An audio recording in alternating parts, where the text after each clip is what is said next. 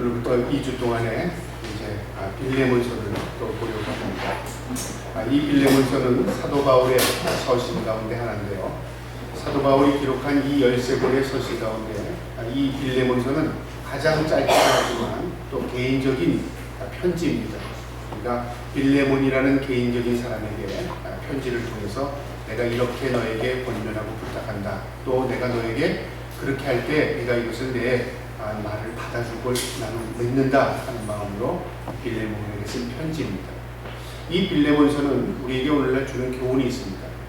하나님과 우리의 관계 가운데 예수 그리스도께서 중보자가 되시지 않았다면 우리는 하나님을 만날 수도 없고 우리의 죄를 용서받을 수도 없고 또한 우리는 구원받지 못했을 것입니다. 그런데 하나님이신 예수님께서 육신의 몸을 입고 이 땅에 오셔서 우리를 대속하여 죽으실 뿐만 아니라 그 죽음을 통하여 하나님과 우리의 관계의 중보자가 되셨습니다. 연결고리가 되신 것이죠. 그래서 우리는 하나님을 만날 때 반드시 예수 그리스도를 통해서 만나게 됩니다. 그래서 중보자 예수 그리스도 그렇게 말하지 않습니까? 오늘 이 빌레몬서도 마찬가지로 이 빌레몬과 또 빌레몬 집에 있던 종, 그러니까 종이었던 이 오네시모에 대한 관계인데요. 이 오네시모라는 사람이 빌레몬 집에서 종살이 하다가 그만 어느 날 갑자기 그 집에 있는 물건을 가지고 도망쳤습니다. 그러니까 도둑질을 해서 도망간 거죠. 그러니까 빌레몬에게는 이 오네시모가 어떤 사람입니까? 아주 나쁜 사람입니다.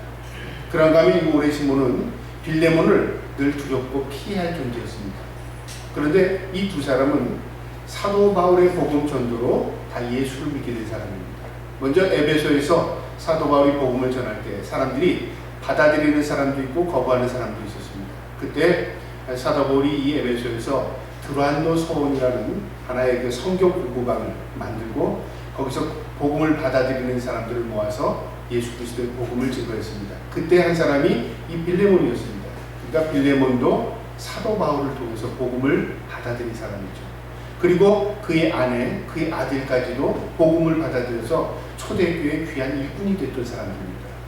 그런가 하면 이 오네시모는 언제 복음을 받아들였냐면 사도 바울이 AD 61년부터 64년에 3년에 로마의 1차 복음을 증거하다가 1차로 투옥되는데요.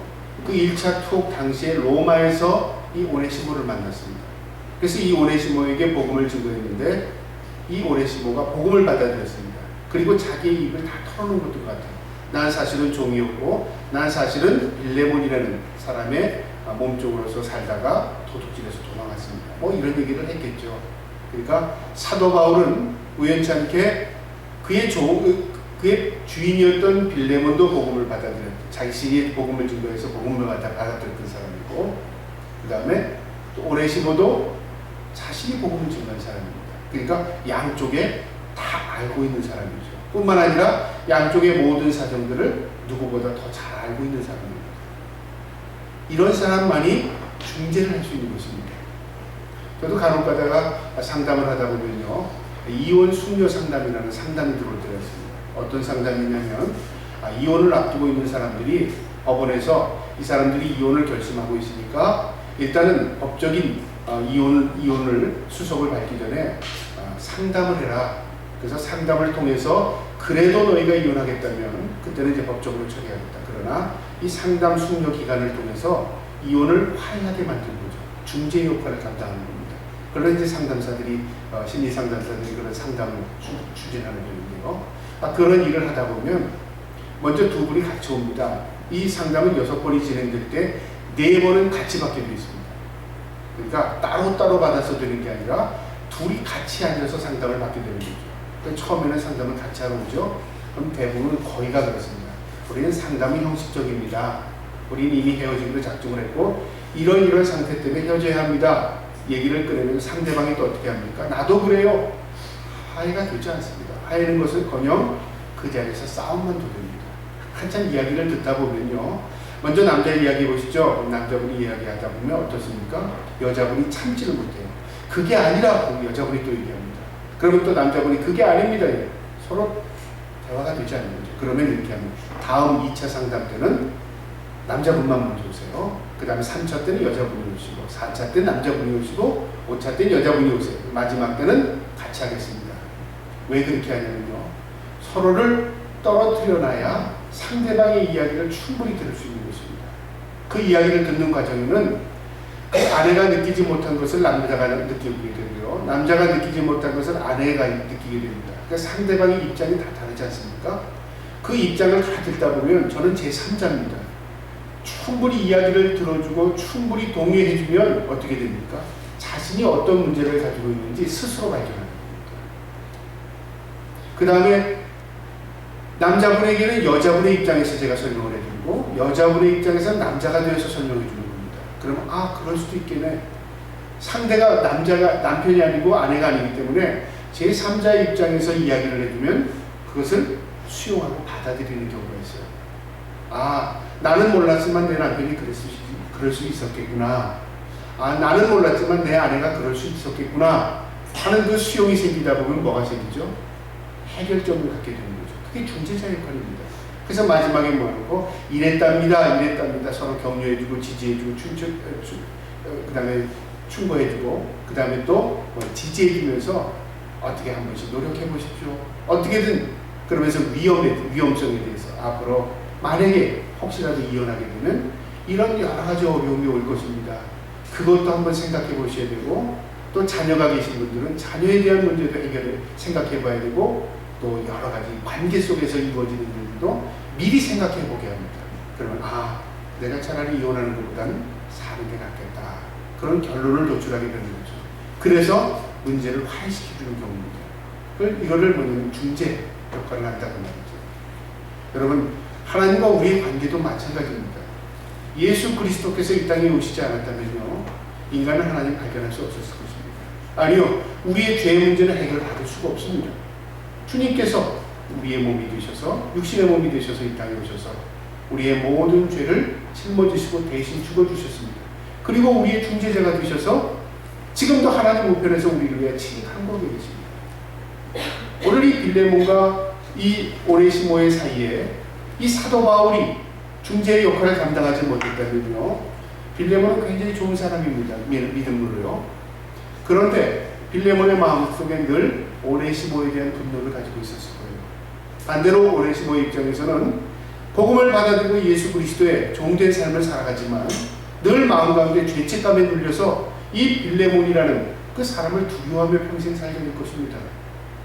그러나 사도 바울이 중재의 역할을 감당함을 통해서 이 두들이 성경을 통해서 중재했다 안 했다 그 결론은 없지만 우리가 추측해보게 되는 빌레몬도 오네시모를 용서했을 것이고 오네시모도 빌레몬을 만나서 자신의 모든 죄를 어떻게 했을까요? 회개했을 것입니다. 추측이 충분히 가능한 내용입니다. 오늘 이 빌레몬은 우리에게 빌레몬서는 그것을 우리에게 교훈하는데요.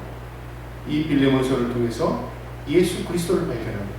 이 빌레몬서를 통해서 우리도 이 땅에 사는 동안에 우리의 믿지 않는 우리 형제들에게도 중재자의 역할을 감당할 뿐만 아니라 이 세상에 예수 그리스도를 모르는 모든 분들에게 우리가 중재 역할을 감당해야 되겠다 하는 마음으로 이 말씀을 보면 우리에게 큰 교훈이 되리라 봅니다. 오늘 이 본문에 빌레몬은 누군가? 아까 말씀드렸듯이 두란노 서원에서 조금 복음을 받아들이고 사도 바울의 제자가 된 사람입니다. 그래서 그는 이 골로새 교회가 세워질 때 자신의 집을 예배처로 제공했던 사람입니다. 그러니까 어떻습니까? 아마 이 빌레몬이 없었다면 골로새 교회가 세워지는데 굉장히 어려웠거나 아니면 교회를 세우지 못했을지도 모릅니다. 그런데 빌레몬의 그 가정에서 교회가 세워진 겁니다. 아주 귀한 가정이죠. 자, 1절을 우리 한번 보도록 하겠습니다. 그리스도 예수를 위하여 갇힌 자 된 바울과 자신은 지금 복음을 증거하다가 로마 감옥에 1차 투옥된 상태입니다. 그러니까 갇힌 자 된 바울과 및 형제 디모데, 자신의 영적인 아들이었던 그리고 목회 후배였던 디모데에게, 이 디모데는 우리의 사랑을 받은 자요 동력자인 빌레몬과, 그러니까 빌레몬에게 안부를 전하고 편지하면서 우리의 소식을 전한다, 그 내용인 것입니다. 그러니까 바울과 디모데는 빌레몬에게 이 소식을 전하면서 그를 격려하고 있는 내용입니다. 2절에 자매 아비아와 우리와 함께한 병사 아기뽀와 내 집에 있는 교회에 편지하노니. 지금 사도 바울은 아비아, 그 다음에 아기뽀, 그 다음에 너의 집에 있는 교회, 이렇게 세 가지로 지금 빌레몬을 정리하는데요. 먼저 아비아가 누굴까? 아비아는 추측권들은 빌레몬의 아내로 추측이 됩니다. 왜 아비아의 이름을 기록하냐면요, 사도 바울은 이 빌레몬에게 그를 격려하기도 하지만 그의 아내 또 이 종을 용서하는 마음을 가져야 되는 것입니다. 그러니까 그 집에서 도둑질해서 도망간 이 오네시모를 용서할 수 있는 건 누구죠? 남편만이 아니라 그 말이죠. 그 아내도 수용하고 용서해야 되는 것입니다. 그래서 자매 아기뽀, 아비아 이름을 기록한 겁니다. 그러니까 사도 바울이 마음에 빌레몬과 아비아 부부를 생각하고, 그 다음에 우리와 함께한 병사된 아기뽀, 이 아기뽀는 누구냐면 바로 빌레몬 이 아들이라 그렇게 생각이 됩니다. 그 내용을 우리가 어떻게 알 수 있냐면 골로새서 4장 17절에 보면 그는 초대교회 지도자로 있었습니다. 그리고 이 빌레몬의 아들이었다고 추측이 가능합니다. 그러니까 이 집안 식구입니다. 아비아, 아기뽀, 이 빌레몬은 다 부모와 아들 사이인 것입니다. 내 집에 있는 교회, 문장이 맞죠? 내 집에 있는 교회, 너희 식구들과 너희 식구들이 함께하는 너희 집, 너희 가정의 교회에 내가 편지한다 그 말이죠. 3절에 하나님 우리 아버지와 주 예수 그리스도로부터 은혜와 평강이 너에게 있을지어다. 그들에게 먼저 축복을 합니다. 축복 기도를 한 이후에 이제 본론으로 들어가서 내가 너희에게 편지한 이유는 바로 이것이다. 그 내용을 쭉 열거하는데요. 먼저 그를 격려하는 또 칭찬하면서 4절에 이렇게 말합니다. 내가 항상 내 하나님께 감사하고 기도할 때에 너를 말하는. 사도 바울은 생각나는 사람을 위해서 항상 기도하고 또 그들을 만나면 격려하고 또 말씀을 가르치고 사도 바울의 사역이었죠. 그런데 사도 바울은 보면은 감사하고 기도했답니다. 무엇을 감사했을까요? 사도 바울의 감사를 보면은 대부분 이렇게 진행이 됩니다. 사도 바울은 항상 어떤 사람을 생각할 때 그 사람을 생각하고 그 사람의 좋은 점이 있다면 하나님 감사합니다. 내가 저런 좋은 사람을 동력자로 만나게 하신 것, 또 좋은 사람을 통해서 하나님의 복음을 증거할 수 있게 하신 것, 그러니까 그 사람을 좋은 면을 바라보고 칭찬하거나 하나님께 감사했다는 것이죠. 또 사람은 좋은 점만 있지 않지 않습니까? 때로는 나쁜 점도 있지 않습니까? 그런 나쁜 점이 있을 때는 항상 하나님 앞에 기도했던 것 같습니다. 하나님, 그에게 부족한 것이 있습니다. 하나님 기도하면서 그를 하나님 온전한 믿음으로 세워주시옵소서. 기도한 것이죠. 우리는 어떻습니까? 나쁜 점이 있으면 헛되죠. 좋은 점이 있으면 시기하죠. 우리 사람의 마음입니다. 사도 바울은 어땠습니까? 좋은 점이 있으면 감사하면서 하나님 내가 저런 사람 만나게 하시니 감사합니다. 또 때로는 나쁜 점이 있으면 하나님 저가 하나님을 알고 좋은 사람이 되기를 원합니다. 기도해줬다 그 말이죠. 우리가 그래서 배워야 할 것이 바로 그겁니다. 우리가 나쁜 점이 없다. 그런 사람 아무도 없습니다. 우리의 죄와 허물 누구보다도 우리 주님께서 잘 아십니다. 그런데 우리의 죄와 허물을 주님께서 들춰내시는 게 아니라 용서하기 원하시는 것이죠. 또 우리가 용서를 받음을 통하여 하나님의 자녀 백성 된 것이 아니겠습니까? 또 하나님은 우리에게 말씀을 통하여 힘을 주시고 격려해 주시고 위로해 주십니다. 하나님의 성품을 닮아갈 때 우리가 온전한 그리스도의 모습을 우리가 비춰주는 것입니다. 이처럼 사도 바울은 기도하고 감사하면서 빌레몬을 대합니다. 그러면서 5절에 이렇게 말합니다. 주 예수와 및 모든 성도에 대한 내 사랑과 믿음이 있음을 들으니. 그를 칭찬하는데 무엇을 칭찬하냐면요, 믿음과 사랑에 대해서 칭찬합니다. 우리가 사랑을 할 때 우리가 칭찬을 할 때 그냥 무조건 칭찬하면 어떻게 합니까? 무조건 칭찬하면 에이 저 사람 그냥 칭찬한다. 그러니까 별로 그 안에 칭찬이 칭찬으로 들리지 않을 때가 있죠. 그런데 당신은 무엇이 참 좋아요? 당신은 어떤 게 참 좋아요? 이렇게 어떤 것을 명확하게 지적하면서 칭찬을 할 때 내가 그런 면이 인정받는구나. 그래서 어떻습니까? 그 부분을 더욱더 발전시켜 나가지 않겠습니까? 사도 바울은 이 빌레몬을 칭찬할 때 그의 믿음과 사랑에 대해서 칭찬을 했다는 겁니다. 그가 가지고 있는 사랑은 어떤 사랑이냐면 바로 이웃사랑입니다. 성도를 사랑하고 이웃을 사랑하는, 그래서 자신의 가정을 교회 가족이 한 거죠. 교회로 오픈한 것입니다.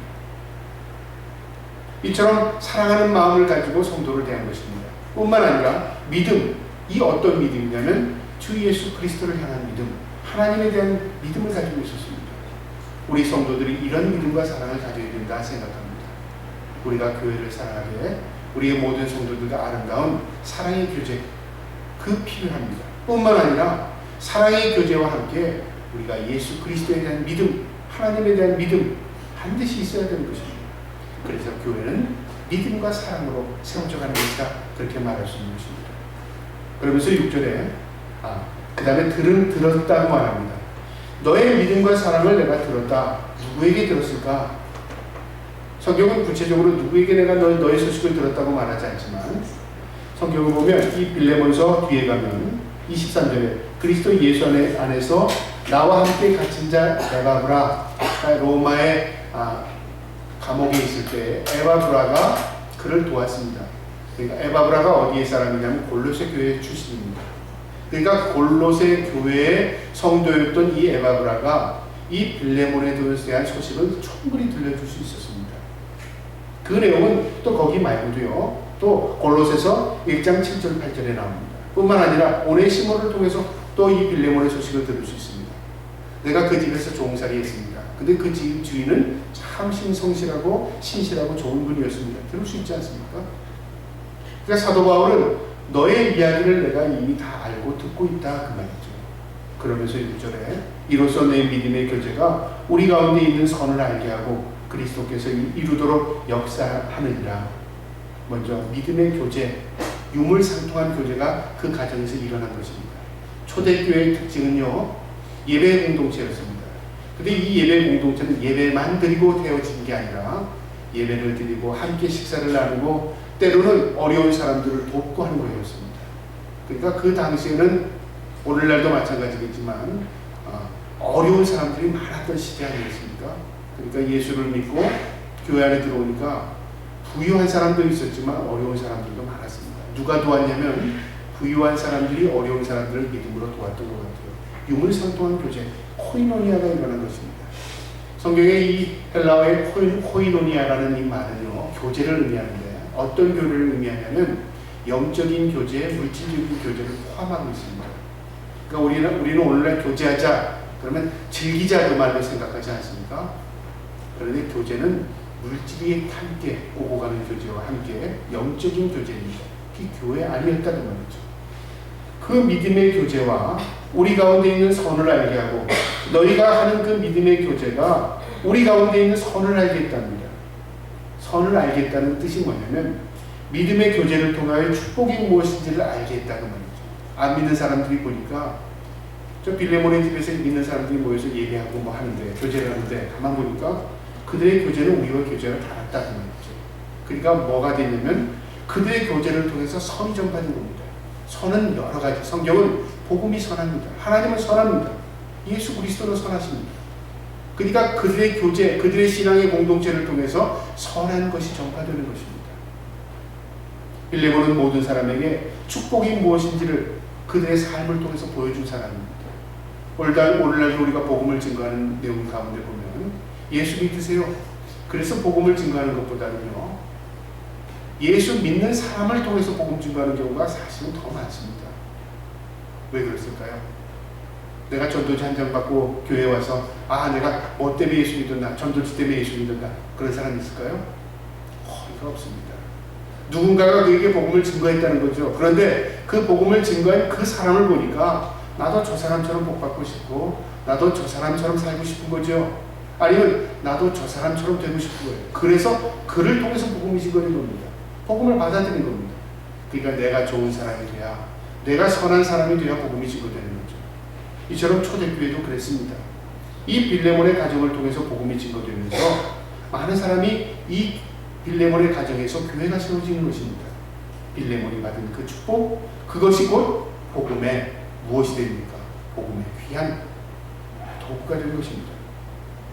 그리스도께서 이루신 역사, 이 그리스도께서 이루신 역사라는 말이 뭐냐면 빌레몬의 믿음이 성도들의 모든 믿음의 유익을 준 겁니다. 그러니까 하나님의 영광을 드러내는 것이죠. 복음의 역사입니다. 그리스도의 역사는 바로 복음의 역사입니다. 그러면서 7절에 형제여 성도들의 마음이 너로 말미암아 평안함을 얻었으니 내가 너의 사랑으로 많은 기쁨과 위로를 받았노라. 사도 바울이 이 소식을 들은 이후에 또 빌레몬 가정을 통해서 교회가 세워지는 이 소식을 들었을 때 얼마나 내가 위로를 받고 얼마나 내가 기뻤는지 모른다 그 말이죠.